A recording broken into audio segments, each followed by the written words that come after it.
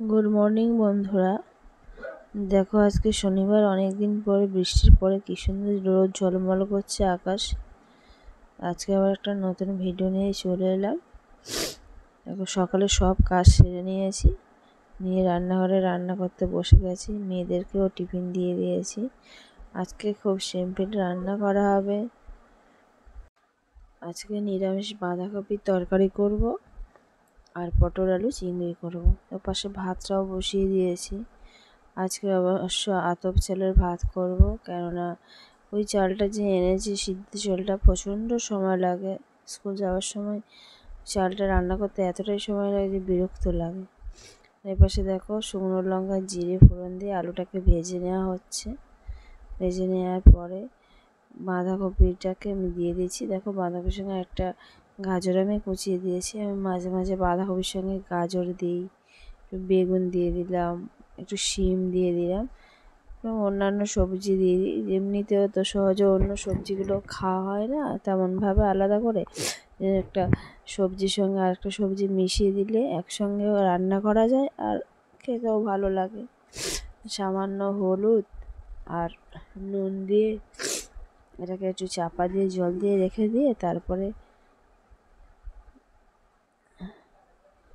Tomato দিয়ে দিচ্ছি, দিয়ে কিছুক্ষণ চাপা দিয়ে রেখে দেবো। তো সিদ্ধ হয়ে গেলে এবার একটু ধনে গুঁড়ো জিরে গুঁড়ো দিয়ে টেস্টি হয়ে যায়, দিয়ে একটু সামান্য মিষ্টি আর ঘি দিয়ে বাঁধাকপিটা করে নেব। বলি বন্ধুরা, আতপ চাল আমাদের বাড়িতে অ্যাভেলেবেল থাকে, কেননা আমাদের বাড়িতে আমার হাজব্যান্ড বা আদার্স ভাসুররা সবাই পুজোও করে। শিক্ষকতার পাশাপাশি উনি পুজোও করেন যখন ছুটি থাকে। সেই জন্য আতপ চালের ভাত মাঝে মাঝে খাওয়া হয়। অনেকে অবশ্য আতপ চালের ভাত ঠিকভাবে করতে পারে না, কিন্তু আমরা যে আতপ চালের ভাত করি একদম ঝরঝরে হয়। দেখো ধনে আর জিরে গুঁড়ো দিয়ে দিলাম, দিয়ে সামান্য চিনি দিয়ে দেবো, খুব ভালো লাগে। আর নামাবার আগে সামান্য ঘি দিয়ে নামিয়ে দিলে এই বাঁধাকপিটা আমার মেয়েরাও খেতে খুব ভালোবাসে। নিরামিষও অনেকে আবার চিংড়ি টিংড়ি দিয়ে রান্না করে।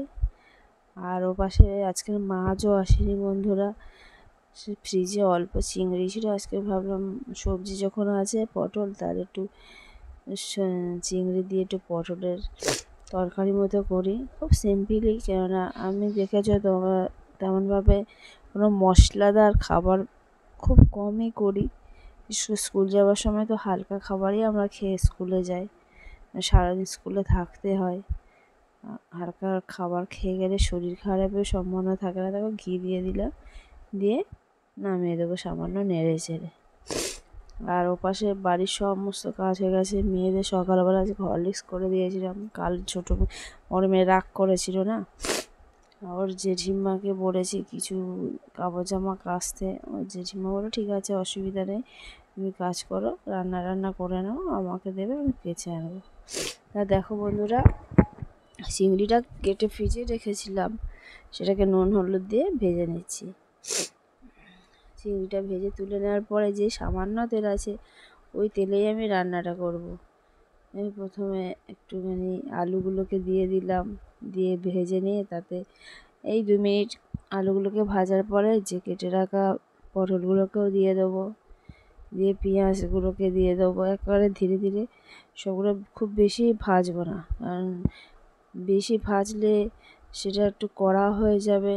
আর সবচেয়ে বড় কথা হচ্ছে কি, পটল আলু যেগুলো আমরা অন্যান্য সময় করি যে কোনো অনুষ্ঠানে, সেগুলো সমস্ত ছাঁকা তেলে করি, কিন্তু যখন স্কুলে যাই আমি তেল মশলা একটু কম ব্যবহারই করি, যাতে শরীরের ক্ষতি না হয়। আর বাচ্চারা যেহেতু খাবে, সেই জন্য ওদের তো তেল মশলা খেলে একটু হজম হতে অসুবিধা হয়, ওদের কারণ আমাদের বড়োদেরও হয়।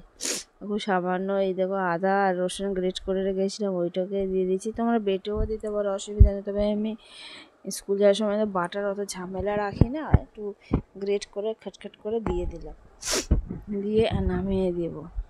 আর ওপাশে মাঝে মাঝে আমার ছোটো মেয়ে বায়না করছে, মা এসো। আমি বলছি ঠিক আছে আমি যাচ্ছি, তোমরা পড়া আরম্ভ করো না। আজ আমার মেয়ের কাল আবার পরীক্ষা আছে, ওই জন্যে বড়ো মেয়ের, ওই জন্যে ওর বাবা আছে ওদেরকে পড়াচ্ছে। সামান্য লঙ্কা হলুদ দিয়ে নুন দিয়ে সামান্য একটু জল দিয়ে একটু ঢাকা দিয়ে দিলে দেখবে সবজিগুলো সিদ্ধ হয়ে যাবে ভালো করে। আর তারপর জল দিয়ে চিংড়িটাকে দিয়ে দিলেই তৈরি হয়ে যাবে পটল চিংড়ি। আমার বড় মেয়ে পরীক্ষা হলো, ছোটো মেয়ে বাইরে এসে পড়ছে। আবার মাঝে মাঝে বড় মেয়েও একা পড়তে ভালো লাগে না, সেও তার বোনের কাছে চলে এসেছে। দুজনের খুব মিল, আবার দুজনের খুব ঝগড়া। দেখো পাশে পটল চিংড়িটা মোটামুটি ধনে গুঁড়ো দিয়ে দিলাম, এতে জিরে গুঁড়ো আর দেবো না। কষানো হয়ে গেছে, আবার জল ঢেলে দিয়ে দেবো। এবার সবজিগুলো সিদ্ধ হয়ে গেলে মাছগুলোকে, চিংড়ি মাছগুলোকে দিয়ে দেবো, দিয়ে আমার রেডি হয়ে যাবে। কদিন ধরে তো প্রচণ্ড বৃষ্টি হচ্ছিল, জামা কাপড় অনেক জমে গেছিলো, আর কাচারও সময় পাচ্ছিলাম না, স্কুল ছিল বলে। আজকে আবার জেঠিমা বললো ঠিক আছে আমি সব কেচে দেবো, তোমার চিন্তা, তুমি নিশ্চিন্তে স্কুলে চলে যাও। সেই বসেছিল। আমার ছোটো মেয়ে তো ভীষণ, মানে ও জেঠিমা হোক কিন্তু আমার চেয়ে বেশি ভালোবাসে, মায়ের মতো, মায়ের চেয়ে বেশি ও জেঠিমাকে মা বলেই ডাকে। সবসময় যত আবদার ওর ওই মায়ের কাছেই করে, জেঠিমায়ের কাছে। আমার জেঠিমা তো প্রচণ্ড ভালোবাসে সারাক্ষণ। আমার দুটো মেয়েকে উনিই মানুষ করেছে ধরতে গেলে। আমি তো স্কুলে চলে যেতাম, সারাদিন বাড়িতে থাকা, খাওয়ানো দাওয়ানো সবই করতো। তাকে ইতিমধ্যে উনি জামা কাপড়ও বোধহয় সব ধুয়ে এনেছে। এবার ছাদে বলেছি মেলতে চলে যাও, আর মেয়ে আবার একটা মোবাইল নিয়ে ঘুরঘুর করছে। তা বন্ধুরা, আমার এই ভিডিও যদি ভালো লাগে তাহলে অবশ্যই একটা লাইক করে দিও, শেয়ার, কমেন্ট, সাবস্ক্রাইব করে পাশে থেকো।